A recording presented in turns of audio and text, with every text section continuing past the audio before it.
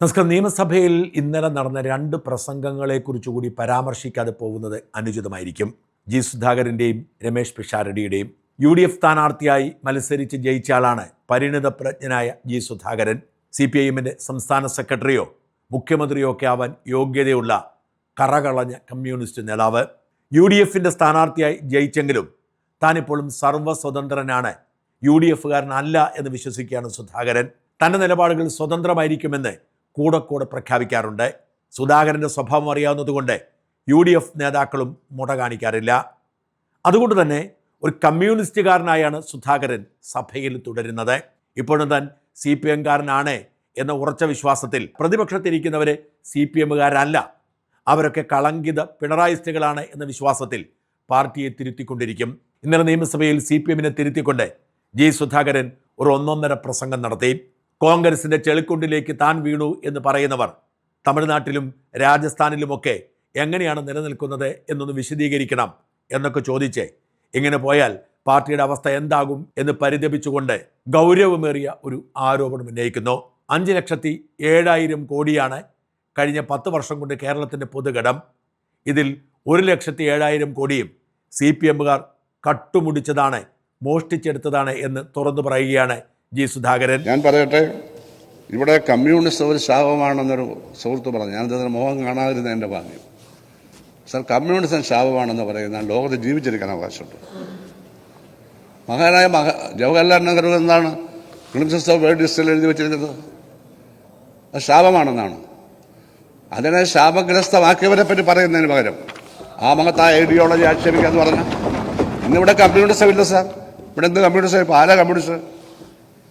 ഞാൻ ഒരു പാർട്ടിയിലും ഇല്ലാത്തത് കൊണ്ട് ഒരു കമ്മ്യൂണിസ്റ്റുകാരനാണെന്ന് പറയുന്നില്ല. കാരണം അവിശ്വാസിയാണ്. കാരണം ഒരു പാർട്ടിയിൽ ഉണ്ടെങ്കിലേ ഒരു കമ്മ്യൂണിസ്റ്റുകാരൻ ഉണ്ടാവുമെന്ന് മാർക്സ് പറഞ്ഞിട്ടുണ്ട്. പക്ഷേ ഞാൻ കമ്മ്യൂണിസ്റ്റ് വിശ്വാസിയാണ്, അത് പറയാൻ എല്ലാവർക്കും അവകാശമുണ്ട്. അതൊരിക്കലും കാലാഹരണപ്പെട്ടതല്ല. അത് കൊണ്ടു നടക്കാനും നടപ്പാക്കാനും ഉള്ളവരാരും ഇപ്പോൾ ഇല്ല. ചൈനയിലും ക്യൂബയിലും കൊറിയയിലും വിയറ്റ്നാമിലും ഉള്ളത് അത് അവരൊരു പരുവത്തിൽ കൊണ്ടു നടക്കുന്നു. ബാക്കിയെല്ലാം ഇവിടെ ആരാ ഉള്ളത്? ആരുമില്ല. ഈ പറയുന്നതൊന്നും കമ്മ്യൂണിസ്റ്റേ അല്ല. അറിഞ്ഞിരിക്കണം. അറിയാവുന്നതുകൊണ്ട് ഞാൻ പറയുകയാണ്. എനിക്ക് സമയമില്ല, സമയം എൻ്റെ പോയിക്കൊണ്ടേയിരിക്കണം. അതുകൊണ്ട് കമ്മ്യൂണിസത്തെ ഒന്നും ശരിക്കല്ലേ, അതൊന്നും ശരിയല്ല എന്നാണ് എനിക്ക് പറയാനുള്ളത്.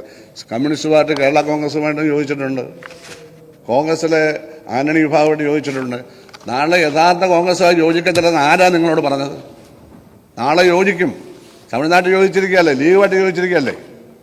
അല്ലാതെ ചോദിക്കുകയാണ് ജി സുധാകരൻ കോൺഗ്രസിൻ്റെ ചെളിക്കുണ്ടി വീണെന്ന് പറഞ്ഞ മഹാന്മാരെ, നിങ്ങളെ എവിടെയാണ് വീണിരിക്കുന്നത്? തമിഴ്നാട്ടിൽ. അത് ചെളിക്കുണ്ടല്ല, അവിടെ അത് ആവശ്യമായിരുന്നു. രാജസ്ഥാനിൽ പാർലമെന്റ് സീറ്റ് കിട്ടിയത് കോൺഗ്രസിന്റെ പിന്തുണയുണ്ടല്ലേ? CPMന്റെ സ്വന്തം പിന്തുണയിൽ ഒരേ ഒരു സീറ്റല്ലേ കിട്ടിയത്? ഇതൊക്കെ ഓർക്കണം, നമ്മളെല്ലാം ഓർക്കണം. നമ്മുടെ പ്രസ്ഥാനം എന്തുകൊണ്ട് ഇങ്ങനെ ആയിരുന്നു. 62 സീറ്റുണ്ടായിരുന്ന പാർലമെന്റിലെ ഇടതുപക്ഷം 6 seat, 2 seat CPI, 4 seat CPIM, 5 seat കേരളത്തിന് വേണ്ടി. ഇതെല്ലാം പരിശോധിക്കണം. ഇതൊക്കെ പരിശോധിക്കപ്പെടാണ് ആരാണെന്ന് ഉയർത്തിക്കൊണ്ടുവരിക. ആരുയർത്തിക്കൊണ്ടുവരും എനിക്കറിയില്ല. ഉയർത്തിക്കൊണ്ട് വന്ന ലക്ഷണം കാണിക്കേണ്ട ഇങ്ങനെയല്ലെന്ന് മാത്രമേ ഞാൻ പറയുന്നുള്ളൂ. ഞാൻ ഈ പ്രസ്ഥാനത്തിനെതിരായിട്ട് സംസാരിക്കത്തേയില്ല. പക്ഷെ പ്രസ്ഥാനത്തിൻ്റെ ആളുകളാണെന്ന് പറഞ്ഞ് നടക്കുന്ന ആളുകൾ എൻ്റെ അച്ഛനെ വിളിക്കുകയാണ് എല്ലാ ദിവസവും രാവിലെ അവിടെ. സത്യം പറയുകയാണ്. സ്റ്റേറ്റ് കമ്മിറ്റി മെമ്പറായ ചന്ദനബാബു സ്റ്റേറ്റ് കമ്മിറ്റി മെമ്പറാണ്, എൻ്റെ അച്ഛനെ വിളിക്കുകയാണ്.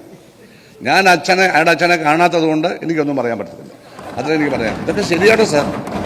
പിണറായി വിജയൻ്റെ ചെരുപ്പിൻ്റെ വാറടിക്കാനൊരു യോഗ്യതയില്ലെന്ന് ഇവിടെ MLA ആയിരുന്ന അന്നത്തെ പ്രതിപക്ഷ നേതാവിനെ മുണ്ടിരിയണമെന്ന് പറഞ്ഞ ഒരാൾ പറഞ്ഞു. സാർ, ഞാൻ ആരുടെയും ചെരുപ്പിൻ്റെ വാറടിക്കാൻ യോഗ്യത ക്വാളിഫൈഡ് ലിസ്റ്റ് ഞാനില്ല സാർ. എന്നെ അഭിമാനിക്കുന്നു അതിനകത്ത്. തമ്പുരാക്കന്മാരുടെ ചെരുപ്പിൻ്റെ വാറാണ് പണ്ട് ഭൃത്യന്മാർ അഴിച്ചിരുന്നത്. നമ്മുടെ ആരുടെയും ചെരുപ്പിൻ്റെ വാറ് നമ്മളല്ലാതെ ആരും അഴിക്കും. ഇതൊക്കെയാണ് സാർ ഭാഷ, ഫ്യൂഡൽ ഭാഷ, സമ്പന്നന്മാരുടെ ഭാഷ. ഇതൊന്നും കമ്മ്യൂണിസ്റ്റുകാരുടെ ഭാഷയല്ല. ചെറ്റക്കുടലിലും ചെറ്റപ്പുലകളിലും താമസിക്കുന്നവരാണ് കമ്മ്യൂണിസ്റ്റുകാരുടെ വോട്ടർമാർ ഭൂരിപക്ഷവും. അവിടെയാണ് P. കൃഷ്ണപിള്ള EMS ഒക്കെ ഓടിച്ചിരുന്നത്. അവരാണ് അവർക്ക് ഭക്ഷണം കൊടുത്തത്. അതൊക്കെ ഇന്ന് ചരിത്ര കഥകൾ മാത്രമാണ്. ഇന്നത് പ്രാവർത്തികമല്ല, നേരെ വിപരീതമായതുകൊണ്ടാണ് ഞാൻ ഇനി ഇറങ്ങിപ്പോകുന്നത്. അല്ല, എന്നെ ആരും പുറത്താക്കിയതോ ഞാൻ രാജിവെച്ചതോ ഒന്നുമല്ല. അതുകൊണ്ട് എന്നോട് ആർക്കും വിരോധം തോന്നേണ്ട കാര്യമില്ല. ഞാൻ നല്ല കാര്യത്തിന് വേണ്ടി മാത്രം പറയുകയാണ്. 5 ലക്ഷത്തിൽ ചില്ലുവാനും കോടി, 5,007 കോടിയാണല്ലോ ഇവിടുത്തെ ബാധ്യത സാർ. അതെ 1,70,70,000 കോടി രൂപയും അഴിമതിയായി മാറ്റിയതാണ് സാർ. 33% അഴിമതിയായി മാറ്റിയതാണ് സാർ. മിനിമം ചിലതിൽ 50 ചിലതിൽ 20. അപ്പോൾ 1,07,000 കോടി രൂപയോളം ഇങ്ങനെ അടിച്ചു മാറ്റിയിട്ടുണ്ട്. CPM പൂർണ്ണമായും ദുർബലമായി പോയതുകൊണ്ടാവാം ആരും അതിൽ കയറി പിടിക്കാത്തത്. അല്ലെങ്കിൽ 1,00,000 കോടിയിലധികം രൂപ അഴിമതി നടത്തി എന്ന് ഇപ്പോൾ ജീവിച്ചിരിക്കുന്ന അപൂർവം കമ്മ്യൂണിസ്റ്റുകാരിൽ ഒരാൾ പറയുമ്പോൾ, ജീവിതകാലം മുഴുവൻ CPM-കാരനായി പ്രവർത്തിച്ച് CPM-ന്റെ ലേബലിൽ 2 തവണ മന്ത്രിയായ ജി സുധാകരൻ പറയുമ്പോൾ അത് ഗൗരവമേറിയ ചർച്ചയാവേണ്ടതല്ലേ? 1,00,000 കോടി CPM അടിച്ചു മാറ്റി എന്ന് പറഞ്ഞാൽ അതിശയോക്തിയൊന്നും ഉണ്ടാവണമെന്നില്ല.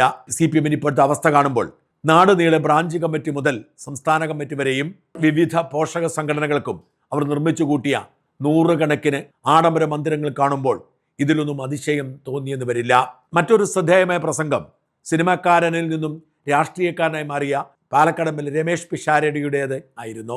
അന്തരിച്ച നടൻ സലിം കുമാറിന് എന്തിനാണ് സ്മാരകം നിർമ്മിക്കുന്നത് എന്ന ചോദ്യത്തിന് ഉത്തരം പറഞ്ഞുകൊണ്ടായിരുന്നു അദ്ദേഹം തുടക്കമിട്ടത്. എൻ്റെ ഗുരുനാഥൻ കൂടിയായ സലീമേട്ടന് 1 കോടി രൂപയുടെ ഒരു സ്മാരകം പണിയും എന്ന് പറഞ്ഞു. പക്ഷേ പലർക്കും സാമൂഹ്യ മാധ്യമങ്ങളിൽ പെട്ടെന്ന് ഈ സ്മാരകം എന്നുള്ള വാക്ക് കേൾക്കുമ്പോൾ പ്രതിമ എന്നുള്ള രീതിയിലാണ് ഓർമ്മ വരുന്നത്. അതുകൊണ്ട് ഇതിന്റെ ആവശ്യകത എന്തെന്ന് പലരും ചോദിക്കുന്നുണ്ട്. അത് ജനോപകാരപ്രദമായ എന്തെങ്കിലും ഒരു കാര്യമായിരിക്കുമെന്നുള്ളത് നമുക്ക് വൈകാതെ തന്നെ പ്രഖ്യാപിക്കാൻ കഴിഞ്ഞാൽ സാമൂഹ്യ മാധ്യമങ്ങളിലെ ഈ തെറ്റിദ്ധാരണ നമുക്ക് മാറ്റാൻ കഴിയും. സ്മാരകം എന്ന് പറഞ്ഞാൽ പ്രതിമയെന്ന് മാത്രം വിശ്വസിച്ചു പോകുന്ന മനുഷ്യരെ എന്ത് ചെയ്യും എന്ന് ചോദിച്ച് അങ്ങനെയല്ല ഉദ്ദേശിക്കുന്നത്. വ്യത്യസ്തമായ പദ്ധതിയാണ് എന്ന് പറഞ്ഞ് പിഷാരടി നേരെ പോയത് താൻ എന്തുകൊണ്ട് കോൺഗ്രസ്സുകാരനായി എന്നാണ്. വാസ്തവത്തിൽ കഴിഞ്ഞ കുറേ കാലമായി സംഘപരിവാർ അതിശക്തമായി പ്രചരിപ്പിച്ചു കൊണ്ടിരിക്കുന്ന ഒരു കാര്യത്തിന് ഇത്രയും തൃപ്തികരമായ മറുപടി മറ്റാരും നൽകിയിട്ടില്ലെന്ന് ഓർക്കണം. 200 വർഷം ബ്രിട്ടീഷുകാർ ഭരിച്ച് ഭാരതത്തെ കോൺഗ്രസിന്റെ കൈകളിൽ ഏൽപ്പിച്ചിട്ട് പോകുമ്പോൾ ഇവിടുത്തെ സാക്ഷരത 12% മാത്രമായിരുന്നെന്നും മലമ്പനിയും മലേറിയയും ഒക്കെ സർവ്വസാധാരണമായിരുന്നെന്നും ഇവിടുത്തെ ശരാശരി ആയുസ് 35 വയസ്സായിരുന്നെന്നും അപ്പോൾ അവിടെ റോഡും ഫാക്ടറിയും ഒന്നും ആയിരുന്നില്ല, എങ്ങനെയെങ്കിലും നടുവ് നിവർത്തി നിലനിൽക്കാനുള്ള അവസരം തേടലായിരുന്നു എന്നൊക്കെ പറഞ്ഞ് അങ്ങനെ കോൺഗ്രസ് പാർട്ടി ബാലാരിഷ്ടതയിൽ നിന്നും എങ്ങനെയാണ് രാജ്യത്തെ അടിത്തറയിട്ട് വളർത്തിക്കൊണ്ടുപോയി മൊബൈൽ യുഗത്തിൽ BJP ഏൽപ്പിച്ചതെന്നും ചോദിച്ച് എന്ത് കോൺഗ്രസ്സുകാർ ചെയ്തു എന്ന ചോദ്യത്തിന് കൃത്യമായ മറുപടി പറഞ്ഞാണ് പിഷാരടി അവസാനിപ്പിക്കുന്നത്. ഇൻക്ലൂസീവായി ചിന്തിക്കാൻ ഇന്ത്യയെ പഠിപ്പിച്ച ഒരു പാർട്ടിയുടെ പ്രതിനിധിയായി നിൽക്കാൻ കഴിയുന്നു എന്ന് പറയുന്നത് എൻ്റെ ഏറ്റവും വലിയ ഭാഗ്യമായി ഞാൻ കരുതുകയാണ്. കാരണം പലരും ചോദിച്ചു എന്തുകൊണ്ടാണ് കോൺഗ്രസ് എന്ന് പറയുന്ന ഒരു പാർട്ടിയിലേക്ക് വരുന്നത് എന്ന്. കാരണം ഇന്ത്യക്ക് സ്വാതന്ത്ര്യം കിട്ടുന്നത് 200 കൊല്ലത്തെ ബ്രിട്ടീഷിന്റെ ഭരണം കഴിഞ്ഞിട്ടാണ്. സ്വാതന്ത്ര്യം കിട്ടുന്ന സമയത്ത് ഇന്ത്യയുടെ വിദ്യാഭ്യാസത്തിന്റെ ശതമാനം 12%. ലിറ്ററസി 12%. മനുഷ്യന്റെ ശരാശരി ആയുസ്, ഇന്ത്യക്കാരന്റെ ആയുസ് 35 വയസ്സാണ്. കമ്മ്യൂണിക്കേഷന് യാതൊരുവിധ മാർഗങ്ങളുമില്ല. റേഡിയോ പോലും ഒരു ഗ്രാമങ്ങളിലില്ല. ഭാഷയില്ല, വിദ്യാഭ്യാസമില്ല. മലേറിയയും കോളറയും പോലെയുള്ള വലിയ വലിയ അസുഖങ്ങൾ പിടിച്ചിരിക്കുന്നു. ആ സമയത്ത് ഇന്ത്യയുടെ ഏറ്റവും പ്രാധാന്യം അറിയിക്കുന്ന ലക്ഷ്യം റോഡുകളോ പാലങ്ങളോ ഒന്നും ആയിരുന്നില്ല. ഇന്ത്യ അത്ര വാഹനങ്ങളുമില്ല. ഇന്ത്യയെ നിവർത്തി നിർത്തുക, നേരെ നിൽക്കുക, നട്ടൽ നിവർത്തി നിൽക്കാൻ പഠിപ്പിക്കുക എന്നുള്ളായിരുന്നു. അങ്ങനെ ഒരു ഉദ്യമം ഏറ്റെടുത്ത് 10-50 വർഷം കൊണ്ട് ഇന്ത്യയെ ഹരിത വിപ്ലവത്തിലൂടെയും വ്യവസായിക വിപ്ലവത്തിലൂടെയും പഞ്ചവത്സര പദ്ധതികളിലൂടെയും നിവർത്തിയ ഒരു പ്രസ്ഥാനം. അങ്ങനെ നിൽക്കാൻ പഠിച്ചപ്പോഴാണ് BJP അധികാരത്തിലെത്തുന്നത്. BJPക്ക് അധികാരത്തിലെത്തുമ്പോൾ കയ്യിൽ മൊബൈൽ ഫോണുമായിട്ടുള്ള ഇന്ത്യക്കാരെയാണ് കിട്ടിയിട്ടുള്ളത്. 200 വർഷം ബ്രിട്ടീഷ് ഭരിച്ച ഇന്ത്യ കോൺഗ്രസിനും 54 വർഷം കോൺഗ്രസ് ഭരിച്ച ഇന്ത്യ BJPക്കും കിട്ടിയതുകൊണ്ടാണ് ഇപ്പോൾ ഈ 10 കൊല്ലത്തിന് മുമ്പ് എന്താണ് ഇവരുണ്ടാക്കിയതെന്നുള്ള ഒരു ചോദ്യം എപ്പോഴും കാണാൻ സാധിക്കുന്നത്. ഈ രാഷ്ട്രീയത്തിൽ അങ്ങനെ പുതിയ ചരിത്ര നിർമ്മാണങ്ങളിലൂടെ അപഖ്യാതി പറഞ്ഞു വരുത്തുന്നതിലൂടെ കോൺഗ്രസ് എന്ന് പറയുന്ന UDF എന്ന് പറയുന്ന ഈ ഒരു പ്രസ്ഥാനം പാർശ്വവൽക്കരിക്കപ്പെടുന്നു എന്ന് തോന്നുമ്പോൾ പാർശ്വവൽക്കരിക്കപ്പെടുന്നവരോടൊപ്പം നിൽക്കുന്നതാണ് ഏറ്റവും നല്ല രാഷ്ട്രീയമെന്ന ബോധ്യമുള്ള എനിക്ക് ഒരു പൗരനെന്ന നിലയിൽ എൻ്റെ പൗരബോധത്തിന്റെ ഭാഗമായി ഈ പ്രസ്ഥാനത്തോടൊപ്പം ചേർന്ന് നിൽക്കുക എന്നത് ഏറ്റവും അനിവാര്യമായ കാര്യമായിരുന്നു എന്ന് ഞാൻ മനസ്സിലാക്കി. ബജറ്റിന് നന്ദി പറയേണ്ട ചർച്ചയായതുകൊണ്ട് എന്തെങ്കിലും പറയേണ്ടതില്ലേ എന്ന് കരുതി പിഷാരടി ഞാൻ എന്തു പറയാൻ എന്ന് ചോദിച്ചിട്ട് ഒരു നന്ദി അങ്ങ് കാച്ചി. ഇതിനിടയിൽ ആരോ ഓർമ്മിപ്പിച്ചു ഇനിയും 2 മിനിറ്റ് ബാക്കിയുണ്ടെന്ന്.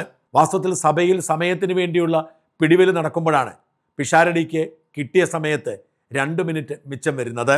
പലപ്പോഴും സമയത്തിന് വേണ്ടി ബഹളം വയ്ക്കുന്നത് നമ്മൾ കാണാറുണ്ട്. ഒടുവിൽ പിഷാരടി ഈ ചോദ്യം പറഞ്ഞ ആളോട് പറഞ്ഞു, ആ 2 മിനിറ്റ് ഞാൻ അങ്ങ് ദാനം ചെയ്തത്. ഏറ്റവും ഹൃദയപൂർവ്വം സ്വീകരിക്കുന്നു, സ്നേഹിക്കുന്നു. കടമ ചെയ്ത വഴിയും അല്ലാതെയും നമുക്ക് ഈ വലിയ വിജയം സമ്മാനിച്ച ജനങ്ങളോട് നന്ദി പറഞ്ഞുകൊണ്ട്, ഉത്തരവാദിത്വം പറഞ്ഞുകൊണ്ട് എന്റെ 2 മിനിറ്റ് ഞാൻ ദാനം ചെയ്തിരിക്കുന്നു. അപ്പൊ ഒരിക്കൽ കൂടി എല്ലാവർക്കും ഹൃദയപൂർവ്വം നന്ദി. ഇങ്ങനെ ആവേശകരമായിരുന്നു ഇന്നലെ നടന്ന എല്ലാ നിയമസഭാ പ്രസംഗങ്ങളും. കന്നിപ്രസംഗകനായ രമേശ് പിഷാരടി സമൂഹത്തോട് പറഞ്ഞത്, ഞാനൊരു നല്ലം തികഞ്ഞ രാഷ്ട്രീയക്കാരനാണെന്നാണ്. സിനിമ പോലെ തന്നെ തനിക്ക് രാഷ്ട്രീയവും വഴങ്ങുമെന്ന് തെരഞ്ഞെടുപ്പ് പ്രചരണ കാലത്ത് തന്നെ പിഷാരടി തെളിയിച്ചിരുന്നു. അന്ന് തെളിയിച്ചതിനേക്കാൾ മിടുക്കനാണ് താൻ സഭയിലും എന്ന് പിണറായിയെ കളിയാക്കിക്കൊണ്ട് ഒരു പാട്ടൊക്കെ പാടി പിഷാരടി അവസാനിപ്പിച്ചു. ബഡ്ജറ്റിനെ കുറിച്ച് ഉള്ള അവലോകനമാണ്. ബഡ്ജറ്റിനെ കുറിച്ച് ഇനിയും നമ്മുടെ തന്നെ പാർട്ടി അല്ലെങ്കിൽ നമ്മുടെ തന്നെ ബഡ്ജറ്റാണ്. അതിനെക്കുറിച്ച് ഇനിയും ഞാൻ ഒരുപാട് ഇവിടെ നിന്ന് പ്രസംഗിക്കുക എന്ന് പറയുന്നത് ഒരു നല്ല കാര്യമല്ല.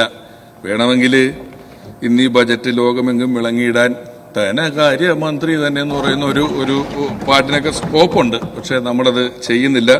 ഏറ്റവും കാര്യമായി തിങ്ക് ടാങ്ക്, ജെൻസി പോലെയുള്ള ഒരുപാട് വാക്കുകൾ, മുൻപ് ബജറ്റുകളിൽ കേട്ടിട്ടില്ലാത്ത വാക്കുകൾ കേട്ട ഒരു ബജറ്റാകുക കൊണ്ട് തന്നെ ഇത് കാലത്തിനൊപ്പം നിൽക്കുകയും കാലത്തിന് മുന്നേ സഞ്ചരിക്കുകയും ഒക്കെ ചെയ്യുന്ന ഒരു ബജറ്റാണ്. ഈ ബജറ്റിനെ ഞാനും ഏറ്റവും ഹൃദയപൂർവ്വം സ്വീകരിക്കുന്നു, സ്നേഹിക്കുന്നു.